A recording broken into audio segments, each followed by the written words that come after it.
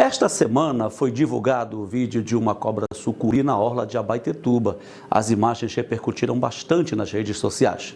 E nós fomos em busca de especialistas no comportamento desses répteis. Vamos desfazer alguns mitos. A sucuri ataca os seres humanos? Por que nessa época do ano é mais comum o aparecimento dessas serpentes?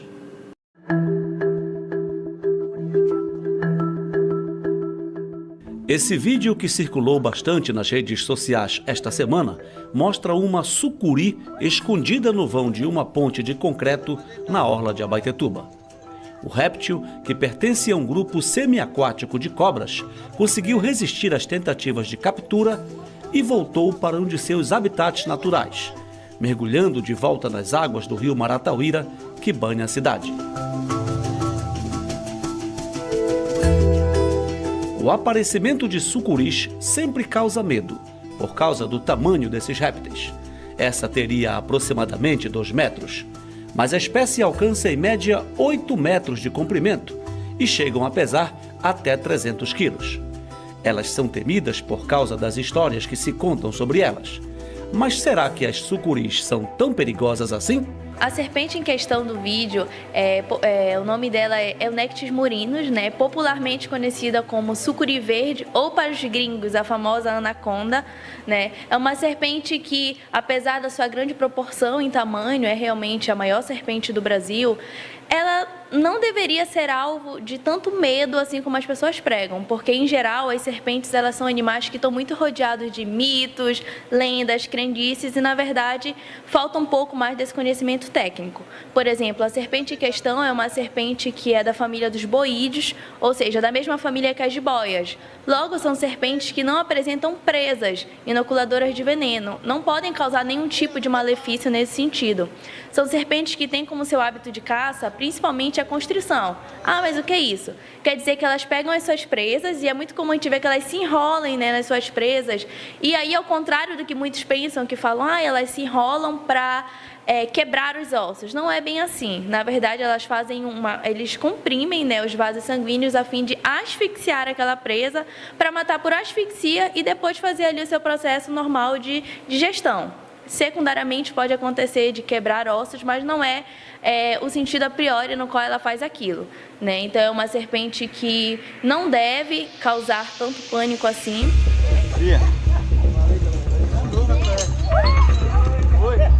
Então vamos conhecer um pouco dos hábitos desses animais? E para entender um pouco mais do comportamento das serpentes e até desfazer alguns mitos, nós viemos aqui ao Labicon, o Laboratório de Biodiversidade e Conservação do IFPA.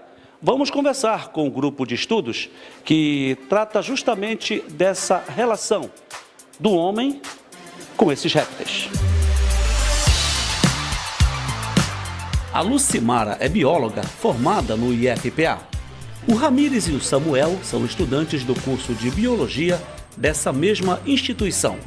Eles integram o grupo de estudos de animais silvestres, o GEAS. A gente está no Laboratório de Biodiversidade e Conservação, o Labicon, onde aqui a gente desenvolve vários trabalhos de pesquisa, né, e também de extensão referente a vários tipos de animais, né.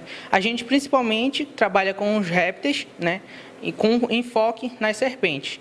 E aqui a gente tem todo o aparo, né? A gente precisa de ter o aparo legal para trabalhar com esses animais, por serem animais silvestres. E a gente faz o resgate desses animais, né, em área urbana, e principalmente ao redor do nosso instituto. A gente traz esse animal para cá, passa por um processo de biometria, passa por um processo de análise médica e, posteriormente, se o animal estiver bem de saúde, a gente faz a destinação diretamente na natureza, em um local seguro, ou se caso o animal apresentar algum ferimento, a gente faz o contato com o médico veterinário e destina para a Secretaria de Meio Ambiente para que ela possa fazer a destinação legal desse animal. O grupo ele é fora da grade curricular normal do curso, né? Mas ele contribui muito para a nossa formação, principalmente a formação curricular, onde a partir dele nós fazemos artigos científicos, participamos de eventos nacionais e internacionais, e tudo isso a gente retorna para cá e tem muito mais experiência para contribuir com a comunidade e também com os nossos alunos daqui mesmo do campus. O GEAS também ministra palestras sobre como lidar com esses animais, explicando que essa relação com os homens nem sempre se dá da forma correta por causa da desinformação e que, na verdade, as serpentes, como a sucuri, desempenham um papel importante na natureza. Desde serpentes não peçonhentas, como é o caso dessa, até as serpentes peçonhentas, como por exemplo na nossa região tem a jararaca, muito conhecida. Todas vão desempenhar um papel importantíssimo, ecológico, médico, econômico, e muitas pessoas não sabem disso. Por exemplo, as serpentes, elas se alimentam aí de roedores, pequenos mamíferos, aves, peixes, enfim. E aí, as serpentes são uma das maiores controladoras dessas pragas, por exemplo, para nós seres humanos, que são os ratos. E podem estar nos transmitindo doenças, podem estar nos trazendo prejuízos econômicos, para quem trabalha com plantação sabe disso. Então, as serpentes, elas controlam essas populações quando elas se alimentam deles. E aí o que as pessoas não entendem é que a serpente faz esse controle populacional e, da mesma forma, a serpente também serve de alimento para outros animais. Então ela contribui nesse ciclo aí da natureza. E contribui até para a medicina. Acho que todo mundo conhece alguém que sofre de pressão alta, por exemplo, a hipertensão. E o que as pessoas não sabem é que o medicamento mais utilizado para controle da hipertensão, que é o chamado captopril, ele é feito a partir de uma substância que foi extraída do veneno da jararaca. Então, olha só, venenos que salvam vidas. E aí, por exemplo, quando chega ao ponto de acontecer os acidentes com serpentes, que pode acontecer, o soro, o qual vai ser usado no tratamento desse acidente, ele é feito também a partir do veneno das serpentes. Então, por isso que eu falo, elas desempenham esse papel muito importante e as pessoas temem muito aquilo que elas desconhecem. Então, a gente tem que estar passando aí esse conhecimento, sim. Cobras como a sucuri tendem a aparecer mais nessa época do ano em locais em terra, como aconteceu na ponte de um posto de combustível, por um motivo.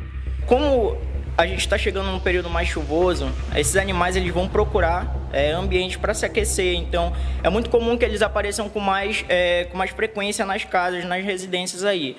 A gente também faz um apelo para que, quando esses bichos eles forem encontrados, as pessoas elas não venham a matar, elas podem estar ligando para a gente, elas podem estar entrando em contato com esses órgãos e com a gente também aqui no IF, que a gente trabalha com esse projeto voluntário para resgate desses bichos, para garantir a segurança tanto deles, que são muito importantes para a natureza, quanto a segurança das pessoas que se sentem ameaçadas com esse bicho. A informação pode ser repassada a instituições como a Secretaria de Meio Ambiente e o Corpo de Bombeiros.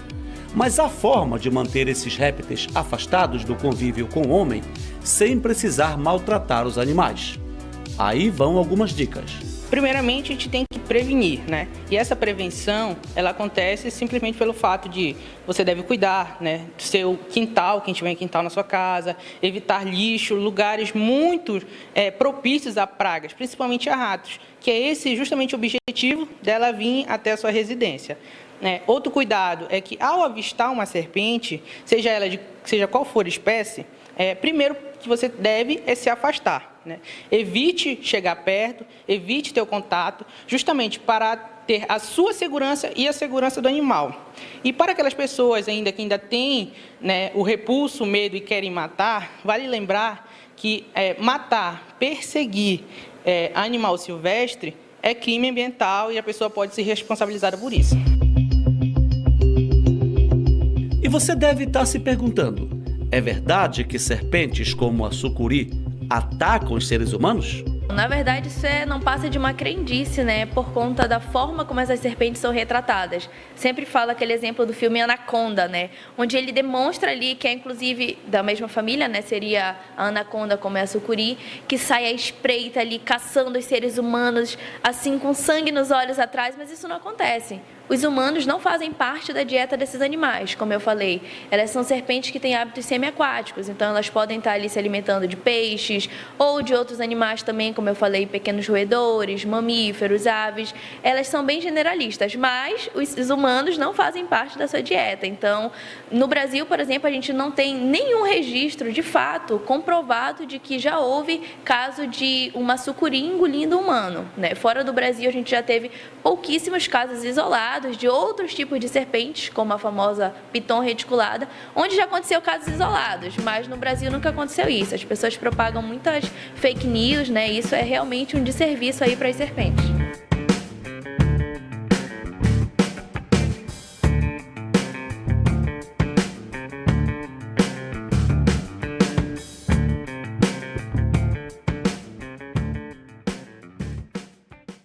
Bom, nunca é demais lembrar o que vimos aí na reportagem.